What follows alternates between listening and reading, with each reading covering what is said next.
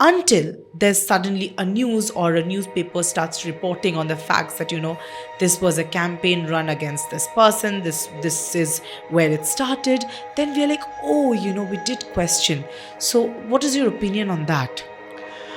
See, as I said before, that media is, I think Karl Marx said that religion is the opium of the masses. What is it for them to have a political opinion and to go and vote? I think it's a very blanket yes no question.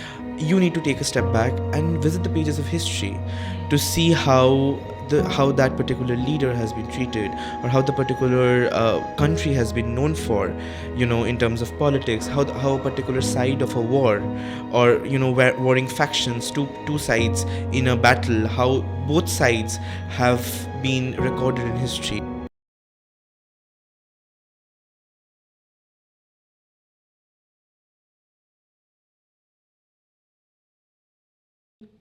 Welcome to another new episode of Student Voice Matters. This is your host, Sonalika Goswami. In this ever evolving world of media, we are often deluded by news, which might result in misinformation or disinformation. And in this social media era, it's really hard to identify who's going to be accountable for the kind of information they are spreading. So, how to guide this youth into having the correct knowledge in this fast paced media world, and how to make sure that they're aware of whatever is happening around the world. In today's conversation, we have with us a Thomson Reuters journalist, Rita Mukherjee. Thank you for joining us today. Thank you so much for having me here. It's a pleasure.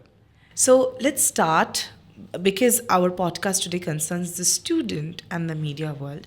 Let's start with you and your experience as a student. Were you a daily reader of the newspaper back in school or college?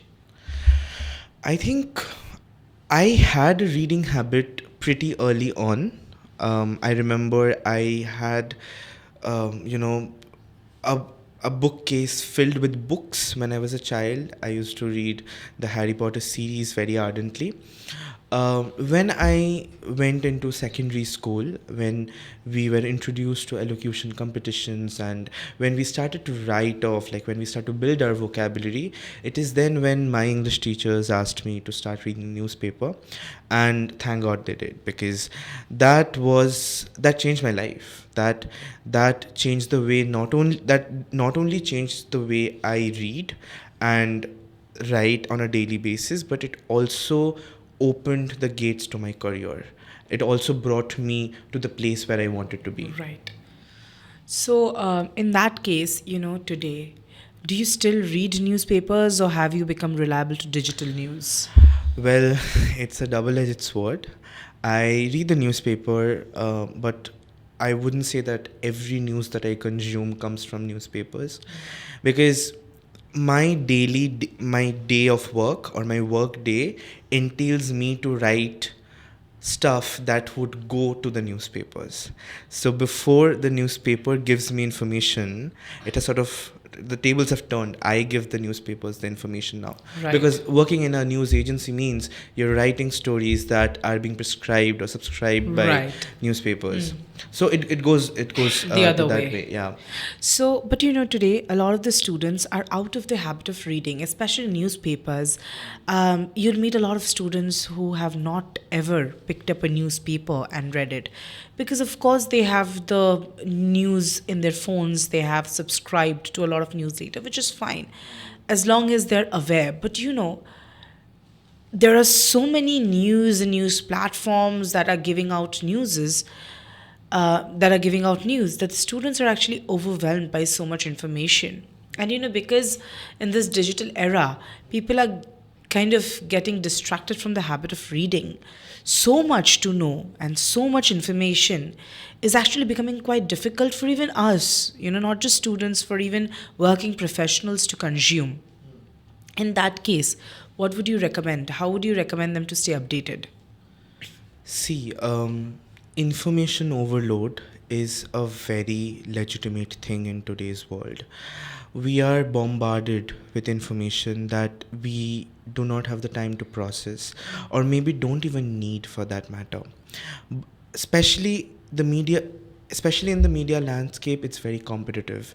Everyone is trying to make their coverage the best, to get more subscriptions, to get more patrons and subscribers and people who pay for their services. So at the end of the day, it is a business, and for us to know how much we need to take and how much we can, subsidize, we need to know our daily requirements of what we need to know today and what we can probably know tomorrow, or probably we don't need to know. Because a lot of things are fed to us does not mean those things are relevant. How does one filter in that case? Think it comes with experience, and also with the niche of what you really want to read in a newspaper, or what where your interests lie. Because for example, today you're reading a Hollywood scandal, and just because you're reading a scandal, the algorithm might promote a scandal in a sports world. Now whether you have interest in sports is going to decide whether you want to click that tab and read that story. Now there are options. Those it's on you or the user to choose whether they are going to take these options or not. Most of the times we have the options on our plate. We need to actively sort of gatekeep the amount of information that we are feeding our brains. You know, when you talk about algorithms, they put you into a certain pattern. Like if it's scandal, Hollywood scandal, it can go to a sports scandal, and from sports scandal, it might go to another sports scandal or another Hollywood scandal. But say there's also a player that just received a lifetime award or something. But because your algorithm is of a certain way, you might miss out on that news. What I'm trying to say is that sometimes algorithms can also limit your sectors, and they limit your awareness of the surroundings. So, what do you have to say about that? Algorithms decide the world that we are looking at, and also the way that we are looking at the world. And it is a very correct way of looking or putting it. But my algorithm and your algorithm might not be the same. They won't, and that's why we will be looking at two pieces of news with different contexts. For example, let's say person XYZ has done a scandal, and you are not aware of person XYZ because you have been redirected to that story because you were reading some other scandal story, and you are reading XYZ, and probably the name appears to you for the first time. But it might happen I'm reading the story on XYZ scandal because I follow XYZ. I listen to his music maybe, or I listen to his films or art, or I am a fan of that person XYZ. So my context or background of knowing XYZ informs the way I look at the scandal. For you are looking at XYZ scandal as yet another scandal, which is tied by the algorithm because you were just interested in another scandal piece. But what I'm trying to say is that algorithms define the way we look at the world, and that is where we need to take a step back and read literature about it. Because there are wars breaking out in today's world. There's wars, there's conflict, there are political turmoil happening in every continent possible. Every newspaper or every media has some way patronized one side or the other. It's very difficult to adjudge which is biased and which is not. So at that point of time, you need to take a step back and visit the pages of history to see how that particular leader has been treated, or how the particular country has been known for, in terms of politics, how a particular side of a war, or warring factions, two sides in a battle, how both sides have been recorded in history, whether they were peaceful, whether they were always battle, engaged in turmoil with some state or the other, or whatever it is. So what I'm essentially saying is that before we make an opinion from a sports story is basically a story that breaks, we need to, like, we read it, we report it, we say what we know, we also say what we don't know. But as a journalist, you're accountable to have all these information, and before you report it, you cannot just report from a spot source.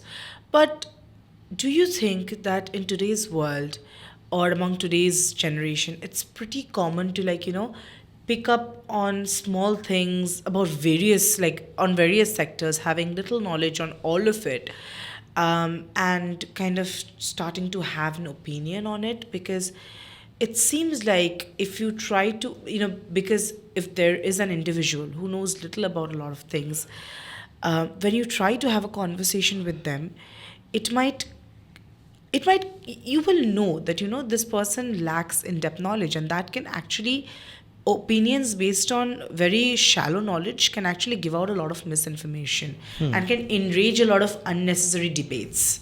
So do you think that this is what is causing a lot of problems today? See, to be honest, the proliferation of digital media has made it very easy for people to air their opinions. Before digital media, people could write to the newspaper once every week through letter to the editor and speak about if they thought something was wrong or contrary to their opinion in the newspaper. Digital media has given them the entire world, in the convenience of their smartphones or their tablets, and obviously that has made it much more accessible and honestly also acceptable. I mean, you are probably not doing it right if you don't have a Twitter account by the time you're 20. Now, when you look at that piece of cultural relic, when you look at that particular norm, you start thinking about the relevance of debate and debating spaces, regulated debating spaces. Now, regulation and debate is something that I'm not going into, because that's another topic, whether debates should be regulated. Right. But coming back, a lot of times we journalists don't know everything about the thing that we are reporting, specifically when it's happening for the first time, and that is okay, because we are Indians, we are Indian journalists, we write about India, but none of us are more aged than India. India has seen much more than any of us have. Right. So it is practically impossible to expect everything to know about. It's practically impossible to expect that any one person would know everything about something. Yeah, probably when you are 70, you're a veteran war journalist. Sure, you would know everything about a particular war because you've covered it in your lifetime.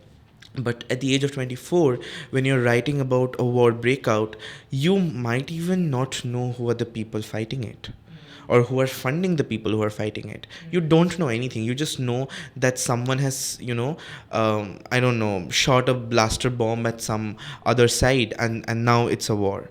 That all you know, and that is fine, as long as you in your report also say what you don't know. That you don't know whether, let's say, that particular missile has killed people. If you have taken an interview of somebody and that person does, if you have approached somebody for an interview and they have declined to comment, it's good to put it that way, that this person declined to comment. It's necessary to put it that way, because as a person who is doing service, because journalism is always touted as service, right, to the public. When you're doing service to the public, it's your duty to say what you don't know with equal importance to say what you know. And what you have not received, that's fine. There's no shame, or there's no need to hide anything. If a particular high-ranking person in a political system says, I don't want to comment on a particular scandal, then that only adds weightage to your story, your investigation, your reporting. That I have done such reporting that has spooked the shoes of such people, that they don't want to comment, they want to just dash and door out of the situation. So those things happen, and those things are very necessary for good reporting, good journalism. Right. So talking about, now let's talk about the international spectrum. There's so many things happening internationally. Sometimes there's a big event happening internationally, and the Indian reporters, the Indian news channels are covering it. sometimes, international news are only presented in a certain way locally inside the country. Um, so, what kind of impact do you think, or let's put it this way: do you think when, say, a dominating country or a country that has good relationships with India, there are instances where it could happen that media presence that country involved in certain event in a certain way, right? Do you think biased media can play a role in these cases? Do you think biased media exists in India? Yeah, totally. I think it's not even a question at this point that whether biased media exists in India. And before I jump on to answer how international news is treated in local news, I think that's what you were trying to hint Yeah, at. yeah. Let's let's not forget the instances where domestic news was, inflated, deflated, put 10,000 shades of colors on to suit a particular narrative. That has happened. We have seen that happening when we report on rapes across the country. That we have seen that happening when we report on places of worship being demolished in the country. We have seen when we talk about certain people from certain castes being attacked in the country. Do you think it works like a propaganda among people? Do you think the young generation, the students' mind could be affected by it strongly? And how do you work to control these? See, I think it's a much more nuanced way. I mean, what you're saying is more nuanced than the blanket student or generation.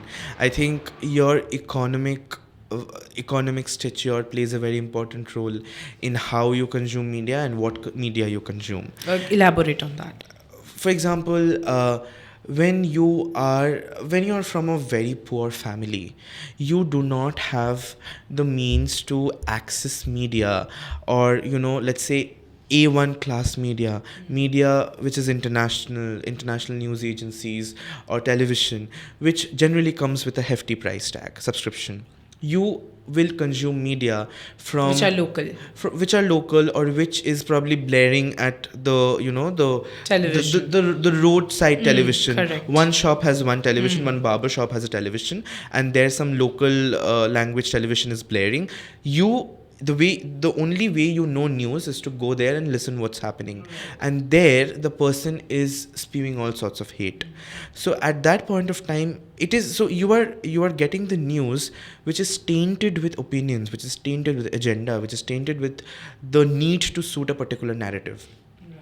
But when you're well off, when you have access to much more than just local media, you practically have the you have practically have the you practically have the ability to compare and contrast news pieces, to see XYZ reported like this, ABC reported like this, which one suits, which one it prescribes to the journalistic standards. If there is a fair comment, as you said, if they have tried to talk about both the parties, and it's not only attacks against the one party, if there are voices of other people. If there was enough debate, if there were enough opinions taken in. Sure. And Even when like a bill is passed or something, if there are enough discussions about it from both houses. Correct. Correct. And like even if it's a story about opposition lawmakers protesting against a bill, a good report is only when you go to the not Both only sides. both sides, and you go to the ruling lawmakers as well,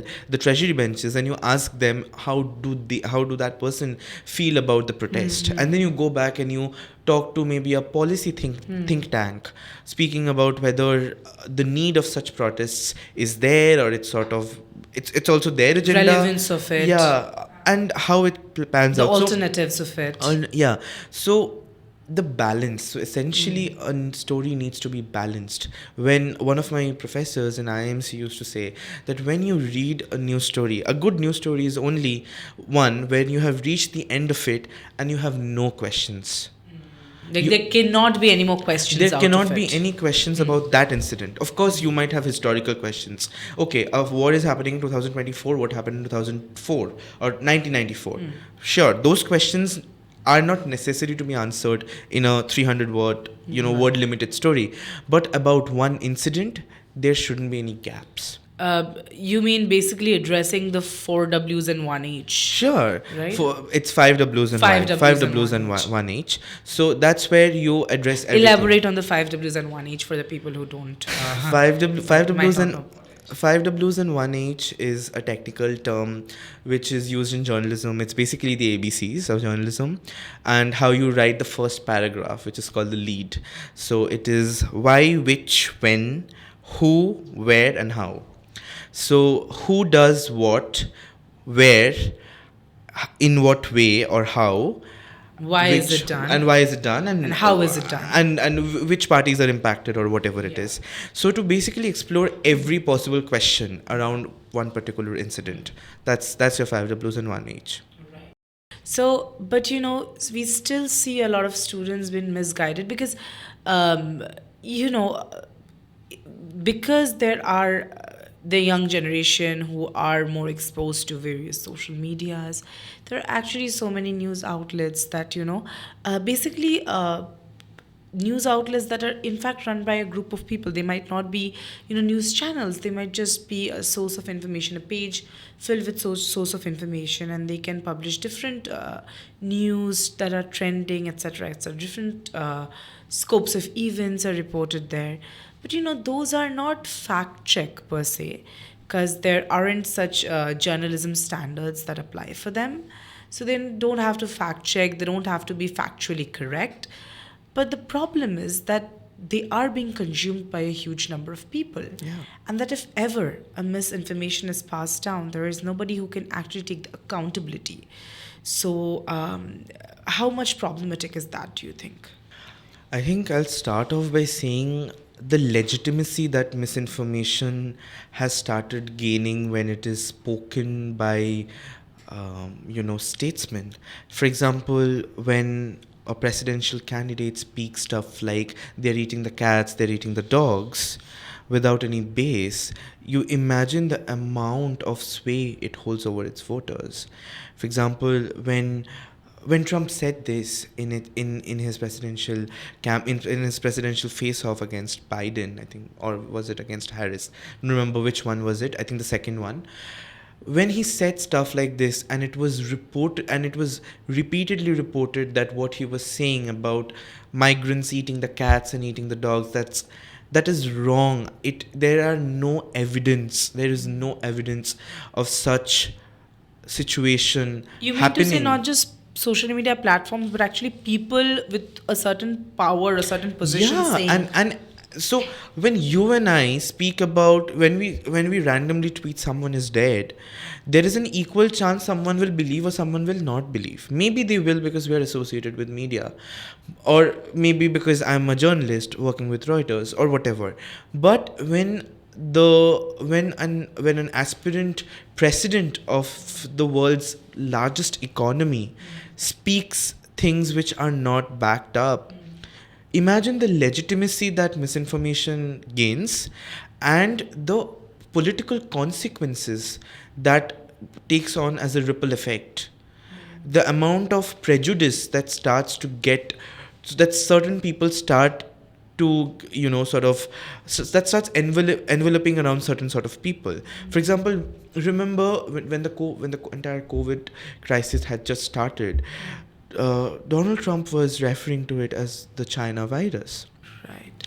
And the way it started to people actually started stereotyping. It started to, we don't know its origins. We it's widely believed to be from bats. It can be lab manufactured wherever. It's still a theory. It's still a theory. But the moment you say it's the China virus, you start to automatically associate one of Asia's largest economies with a virus and the deadly impact that it can have.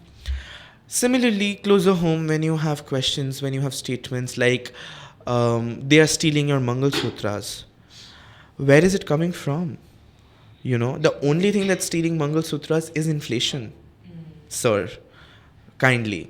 It is inflation who is taking gold away from households. Right.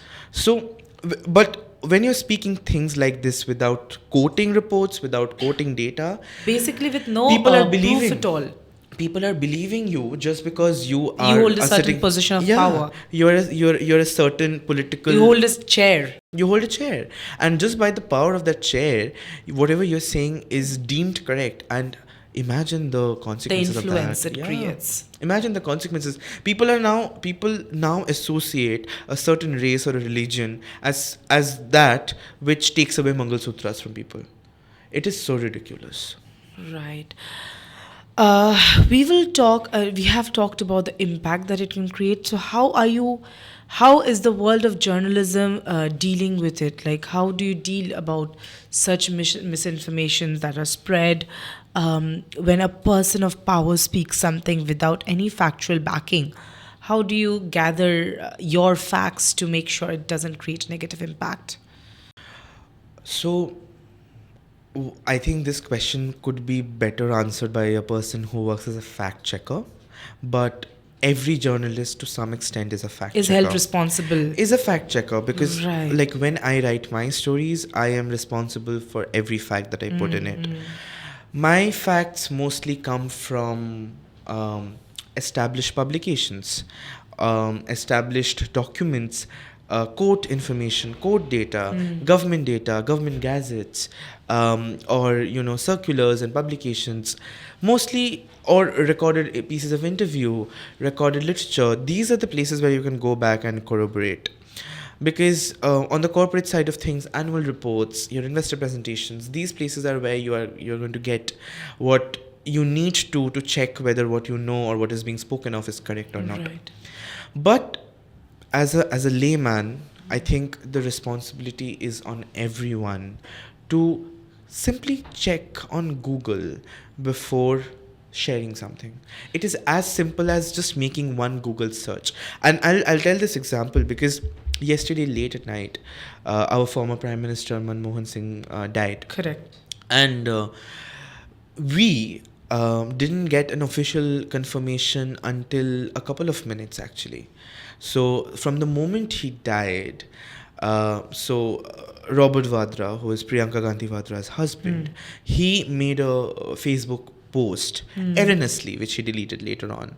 But it was him who said that Manmohan Singh is no more, and that's spread like That wildfare. stirred the entire information. That spread like wildfire, and it came after earlier in the evening he was hospitalized in AIMS. Oh, so then he had declared that he's no more. Yeah, so media already knew that Singh is in AIMS, but it was Vadra's post which first said that Manmohan Dr. Singh is no Manmohan Singh more. is no more. But since it felt very weird to cite the entire, because to imagine a stature of Manmohan Singh and the fact that he's no more, to attribute it to one post who's not even his own son or his wife or his family or whatever, it felt very, it sort of, it felt weird. So when I yesterday night came across the post, I was reluctant to share it. I didn't know how to share it. I came across a bunch of posts, random fake Twitter handles, fake X posts about people saying Manmohan Singh is no more, Manmohan Singh is no more. But there's no credibility. So you as a journalist have to act way more responsible than I think had to that- just wait. Yeah. I just sat, tap hands on hands, and just wait for official confirmation. Right. Or I can say that Manmohan Singh is no more, says Robert Vadra. Right. I can't put it. You can't put your. I can't say Manmohan Singh is information. no more, full stop, and leave it, because I have not been in the cabin where he has died. Correct. Reportedly. So the way, how much you are saying and whom are you attributing to what you are saying becomes extremely crucial when you are breaking news. When you're in the business of breaking news. But when you're consuming news, it becomes equally important, because all you need to do is, like, for example, you could have just come across a post which said that Manmohan Singh is no more. Right. All you need to do is just go and search it up on Google, and you But would do you find- think people have that much patience and time to They need go to. back to Google and do it? Because people don't act that way.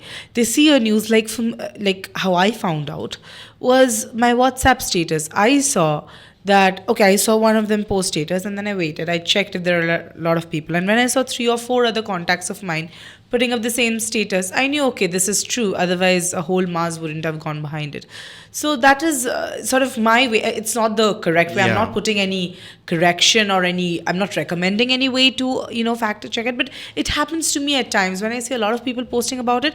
I tend to believe that, this might be true, and I go forward and share it. It possibly is true, but Yeah. there is a very huge chance that it's not. Right, that's what I'm saying. I'm not recommending it as a way, but I'm just saying this is what I do at times. So a lot of people might actually not have the time or the patience to go to Google and check. This is how a lot of people might perceive sharing a news. I mean, see, That's how things go viral. That's how rumors go viral. sure thing. See, in today's world, I think media literacy is important. I mean, if you are trying to pass off by saying, "Oh, I don't have the time," I'm seeing one tweet and I wish to believe it's real and I want to repost it. You can do it, but is it responsible behavior? Probably not. So, actually, it's not. It's not even probably. It's not responsible behavior because media literacy, to be able to know what is real, what is not real, is very important. Talking about spreading of information, there have also been consequences of where, there are certain media agents that have, spread a campaign against some celebrities, and people have taken that in so fast without even checking, without knowing the history. Maybe those were actually used to, cover certain events up that has actually happened in the past. And probably one person has done that to the other to save themselves from the damage. But the people, they never bothered checking what has happened in the past. They took in whatever the media was providing them against one celebrity. And it has also happened, in a lot of the recent times when you say you loved a celebrity, but suddenly you see negative campaigns going on in the social media against that celebrity. You tend to also fall in the trap, or you also tend to jump in the bandwagon, and you also start hating the celebrity. And it goes on and on and on. And you see a lot of people organically starting to hate a person, and nobody bothers to check why it happened, what happened. Some people might question themselves, but I don't think even they go back and bother checking until there's suddenly a news or a newspaper starts reporting on the facts that this was a campaign run against this person, this is where it started. Then we're like, oh, we did question. So what is your opinion on that? See, as I said before, that media is, I think Karl Marx said that religion is the opium of the masses, but that was quite some centuries back. Although that still holds true, I think another opium of the masses is media, because media has the power to make people very gullible, change public opinion, because that's what we have learned in media theory, right? The agenda setting theory. The media has the ability to set an agenda and make people follow it, like, sheep following a shepherd. It's just that way. So especially in terms of these campaigns that you talk about, the defamation campaigns, the smear campaigns, people propagating their own deaths to raise awareness about something. How and all of these, like, innately raise questions about how much you can blindly trust media, because honestly, I do not buy the logic that someone who has interest to see what is happening to a particular incident does not have the time to see if the incident is happening or not at all. So it is really about the mindset. It is about knowing that the security that newspapers used to give us, in the times when our parents were young, is no longer existent. There is no security. There are newspapers who publish wrong information. There are Do they hold accountability for it? They don't. They publish this small a correctorial saying that, Yeah. okay, this day that was wrong. Right. We are apologetic. Are they? Your apology should be as big as your correction, right? Your headline was wrong and it took over 7 columns of your newspaper, almost as big as your masthead. But is your correction the same size? No, because it's shameful. You post a wrong tweet, you delete it, no one would care. But when you're an editor of a daily and your daily has put out a wrong information, imagine your daily, if it's in vernacular, it has probably gone to one of the most remotest villages of the Right. of a province, Right. and there people are just one particular class of people, maybe the aged and the elderly. Their entire source of news or what's happening in the world outside their Is village that is that newspaper. And if you are carrying wrong information, then it is absolutely wrong and it is absolutely non-negotiable. You are violating the ethics of journalism, the ethics of trade, the ethics of the very profession that you swore to protect when you came in. So these larger questions, and I have worked I have worked as a contributor to international publications also, and I have seen how a particular page, one entire page of their newspaper, daily newspaper, is just myth busting. It's just fact checking. It is just images and how those images are not true, or it is just claims and statements which are not true. And 2024 was an election year. right? Half of globe headed to the polls, more Right. than half. I don't have the It was an necessarily. election year for like locally as well as globally. It was an election year for literally, I think, more than 200 countries. I don't know. I don't have the stats ready, but it was an election year, watershed election year. Every country that holds elections went to it. And in that year, myth busting, checking facts, checking claims, and became very important. And I'll tell you why. Because when I was covering, during the national elections, when I was covering the election mode from the grounds of Bangalore, from the roads of Bangalore, there were people whom I talked to, and I asked them, "Whom are you voting for?" And they said whom they are voting for, and they said, because this particular person in their particular speech had said this particular religious people take away Mangal Sutras. So you imagine the trickling down of misinformation, of opinions, of hate. When you talk about elections, I want to know how important is it for the young generation, the upcoming generation who are young voters or who are going to turn into adults and voters very soon. How important is it for them to have a political opinion and to go and vote? I think it's a very blanket yes no question. As much as I have loved covering elections, both at the state level in 2022 and in the national level in 2024, I have, in both the cases, I have generally seen decent electoral literacy on the streets of people who are young. I think in today's day and age, people, the middle class, the emerging middle class, who has a smartphone, who has access to Instagram and reels and YouTube, they are aware. I don't know how much factually aware they are, but they know what is happening. Probably right, probably wrong, to their own, to each their own, but they are going to the polls fully knowing who they are voting for. They can be very misjudged, they can be very misguided, they can be very on the moral course, of course, but I'm not taking the moral high ground here, who is correct, who is wrong, on the basis of whom they're voting for. But the fact that people are going with that amount of knowledge is where media comes in. Even if the knowledge is wrong, baseless, that is somewhere we have to intervene, we need intervention, but people are going with knowledge. You know, till now we have talked about something, the media world concerning the students. Now we are going to ask from you a little bit in order to help the students who want to become a journalist or who want to study journalism. You have been a student of IIMC, a journalism student. You have studied, you have lived in the capital for some time, right? How has the capital helped you in shaping your interest for journalism?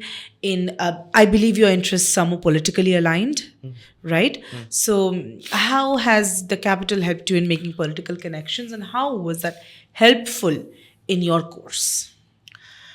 So before I forayed into corporate journalism and in the heart of Bangalore, I was in Delhi for half a year. And people who know me know my huge love for the city, for its culture, for the people, and just the atmosphere. It's just very magnetic for me. It draws me, it attracts me to a great extent. Of course, as long as I can breathe in its air. Until at the moment I stop, everything stops. But jokes aside, I think Delhi was a boon for me, because the moment you reach the capital of the city, capital of the country, you realize how much potential you have in terms of finding the stories you want to say. When you write stories about the fact that there is this huge auditorium which is built for hosting delegates across the world, and there is a road, and right across the road is a slum which has not been looked at for 15 years. And before the delegates have come, there has been put, tarpaulins as walls around it. So these are the stories which only Delhi can give you.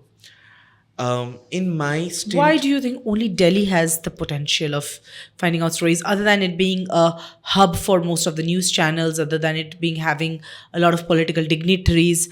When you talk about these simple stories of, a building built for dignitaries with a slum across the road, what is so special about Delhi that helps you pick these stories out? because it happens in Delhi, because the dignitaries are But coming to there are Delhi. also significant figures in Mumbai, say, and there are also slums in Mumbai. Sure thing, but I'll tell you, because it is the political capital of the country.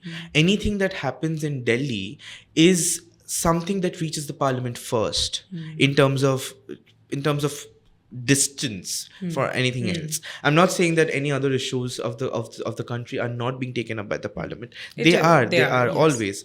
But to know that, we look at a country, when someone comes visiting our country, when they land at Delhi is supposed to be this melting pot which greets people in their homes, right? So these stories are everywhere. You will find these stories in Bombay, you will find these stories in Kolkata, you'll find these stories in every city which is sort of grappling with population crises and urbanization issues. You'll find it everywhere. But what is more important, but why are these stories, um why did I find these stories in Delhi? Probably because I was there.